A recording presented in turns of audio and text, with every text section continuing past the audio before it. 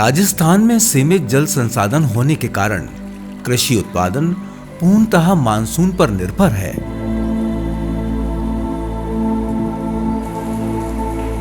वर्षा जल यूं ही व्यर्थ बह जाता है, उसका समुचित उपयोग नहीं हो पाता।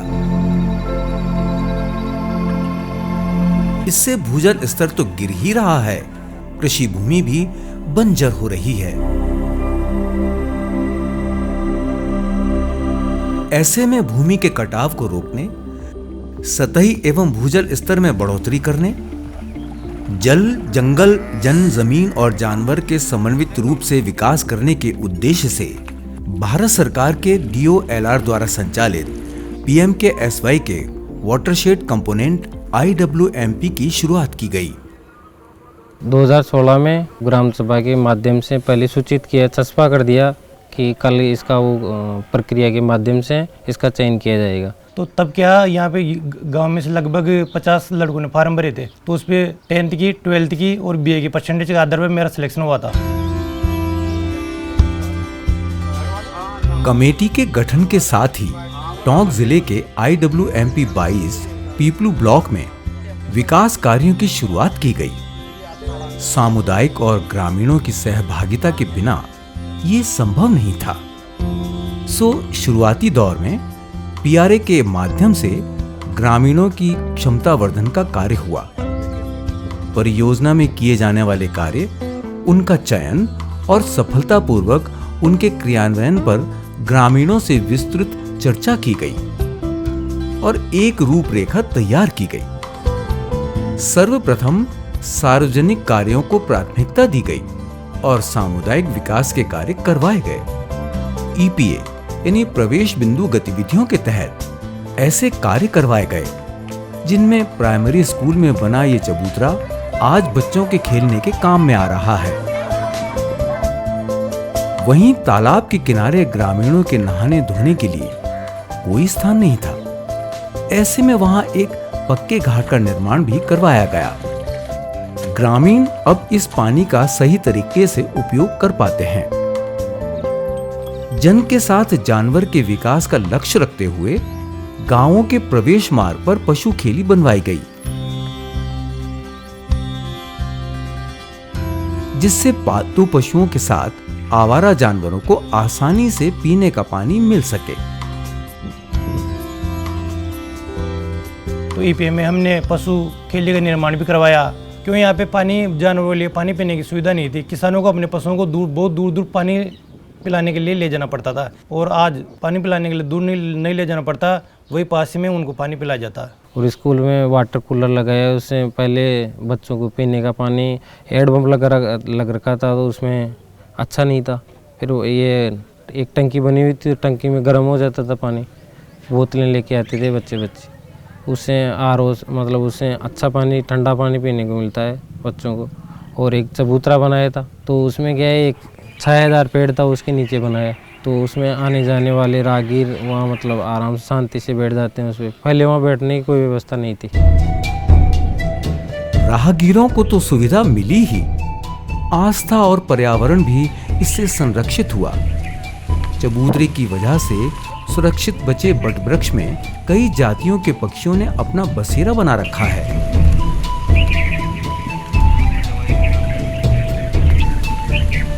इनकी मौजूदगी ने यहाँ के वातावरण को रमणीय बना दिया है। ये सब काम हमने पंचायत में प्रस्ताव लेके उसके बाद में करवाया। व्यर्थ बह जाने वाले वर्षा जल को थामना परियोजना का मुख्य उद्देश्य है। घटक NRM यानी नेचुरल रिसोर्स मैनेजमेंट के अंतर्गत वर्षा जल को संरक्षित करने के लिए 105 आधुनिक जल संरक्षण संरचनाएं बनाई गई। इससे मिट्टी का कटाव तो रुका ही, भूजल स्तर में भी बढ़ोतरी हुई। संरचनाओं में रुका हुआ सतही जल मानसून के कई महीनों बाद तक देखा जा सकता है। पानी रुका MPT में निकट में, तो इसका जल स्तर भी ऊंचा है कुओं का। ये बनने के बाद में पहले नीचा था और इसके बनने के बाद ऊंचा आ गया। और पशु पक्षियों के लिए पहले पीने का पानी दूर दूर तक नहीं था, और ये बनाने के बाद जगह जगह हो गया। एनआरएम घटक के तहत ही खेतों में वर्षा जल को एकत्र करने के लिए ढलान वाले स्थान पर खेत तलाई यानी फार्म पॉन्ड बनवाए गए। इसमें भरे वर्षा जल से कृषक निर्जन भूमि पर खेती करने लगा है, साथ ही मानसून के बाद भी उत्पादन ले रहा है। इन्हीं की वजह से अपरंपरागत खेती को बढ़ावा मिला है। परियोजना अंतर्गत खेतों में कुल 74 फार्म पॉन्ड बनवाए गए हैं। असिंचित क्षेत्र जहाँ पे पानी की कोई सुविधा नहीं थी, वहाँ पे खेत तलाई का निर्माण आवश्यक था। शुरू में क्या किसान मना करते हैं कि हम नहीं करवाएंगे, हमारी फार्म पॉन्ड बनवाएंगे तो मेरे आधा बीघा जमीन चली जाएगी। उसको भी हमने प्रयत्न करके राजी किया और उसका फायदा दिया हमने किसानों को। लिए सत्यनारायण जी सेक्रेटरी है हमारे, वो आके बताया था भाई आपकी ज़मीन में पॉन्ड खुदवा लो, तो हमने उसमें 100-200 का पॉन्ड खुदवा लिया। बीपीएल परिवार से थे, हमारे पैसे वैसे लगे नहीं।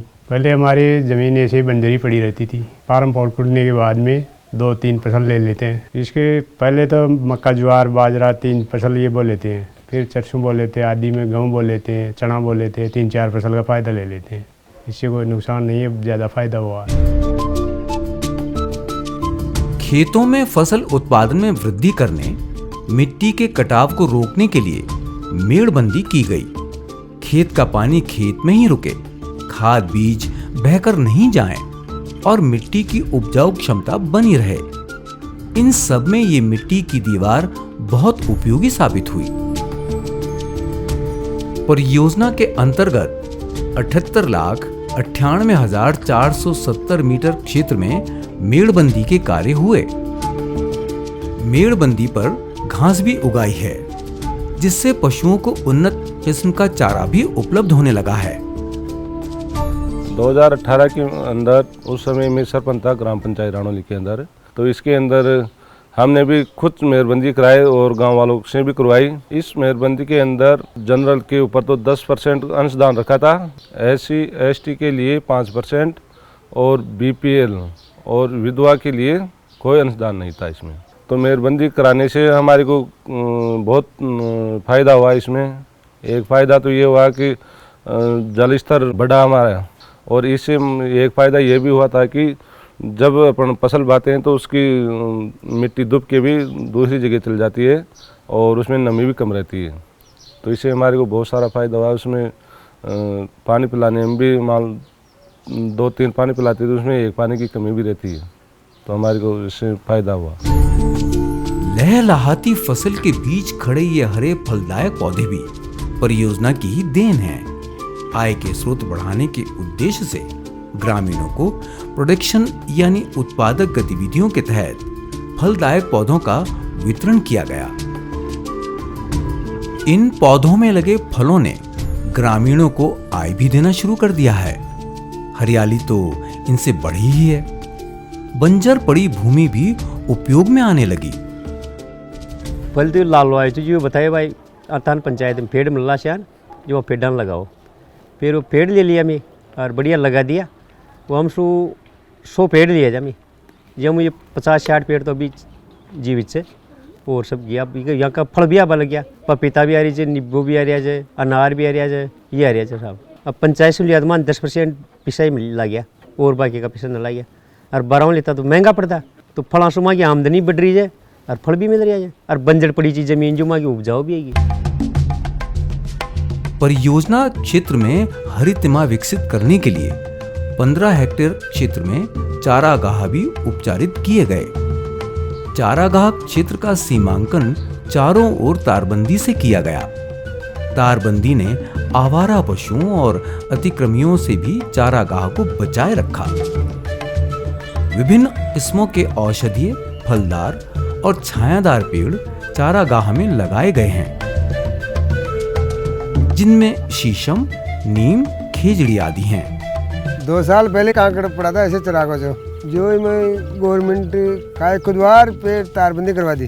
तारबंदी करवा तो भाई चाड़ा बकरा डांडा एक गुसला कोने में पेड़ में पौधा लगा दी, नींबू, अमरूद, शीशम, नीमड़ा, चांदना, जामुन का पेड़, बमूल, ऐसे नरा सारा पेड़ लगाया था इसमें। फिर गवर्नमेंट बोला कमरों बनाओला, तो कमरों बना दिए हम। तो कमरों बनाता है चौकीदार मेरे के साहब। फिर ये पेड़ लगा दिया तो अभियान पानी खड़ा पिलाता, फिर बोरिंग करवाया, बोरिंग करवा और फिर ये सूर्य ऊर्जा लगी, फिर वो मोटर डालिया, मोटर डालवाऊँ जट बटन दबाया और जाने डेली तो ना अपने 2 दिन में 3 दिन में यहाँ का पानी पाती आ जाओ। ऐसे आज उड़ीगान पा दिया, काल उड़ीगान पा दिया, परसों उड़ीगान पा दिया। क्षेत्र में लगाए गए चारागाह में धामण घास भी पशुओं के लिए लगाई गई है। और यही कटाई कर दिया, जान कोई पेट पाल दूँ, जान अड़क दड़क जा रही तो वो सीधे चल जाओ। और ये धामण घास भैंस जो भैंसा के लिए दूध के लिए बहुत बढ़िया चारा जी, काटा जाए पैसा नहीं पड़ गए, दूध 1 लीटर 2 लीटर दूध बढ़े थे, इन्हें चलाता है। पका दी बेटा को लगाए भगो, बाहर निकालो, बाहर इंडिया हटे, ताड़ो इसको बाहर निकालो, बाहर इंडिया हटे, ताड़ो इसको। अभी फिर बड़ा जावला पंचायती में जावला, कुछ सरपंच भी ले लो, कुछ मारी मजूरी दे देला, तो यान पूरा पाए तो जाने माँ के लिए जियो, गवर्नमेंट कड़े ले डाली सब माँ के माँ कंजे। चौकीदार का गलो बेचारा, चौकीदार भी अंडे चे तो वो भी को गुजारो करिए, एक तो माँ खड़े तो मजूरी भाग दो रोज नहीं, अरे एक डे मजूरी मिल गई।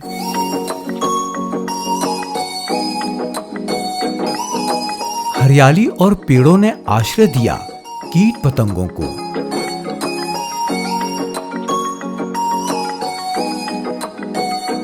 ठहरे हुए जल ने सहारा दिया जलचरों को। संरचनाओं में भरे पानी ने प्यास बुझाई पालतू और आवारा पशुओं की। इन सबसे संवरी प्रकृति ने विकास की नई परिभाषा गढ़ी। अब वर्तमान, युवा और भावी पीढ़ी तीनों ही अपने भविष्य के लिए आश्वस्त हैं।